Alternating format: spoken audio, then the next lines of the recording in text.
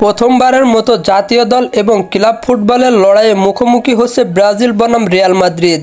ম্যাচটি কবে অনুষ্ঠিত হবে বিস্তারিত জানুন পুরো ভিডিওতে। প্রথমবারের মতো প্রীতি ম্যাচে মুখোমুখি হতে যাচ্ছে ইউরোপিয়ান ক্লাব ফুটবলের জায়ান্ট রিয়াল মাদ্রিদ এবং আন্তর্জাতিক ফুটবলের পরাশক্তি ব্রাজিল। ইতিহাসের এই ম্যাচকে ঘিরে ইতিমধ্যেই শুরু হয়ে গেছে জল্পনা কল্পনা, উত্তেজনায় ফুটছে গোটা ফুটবল ভক্তরা।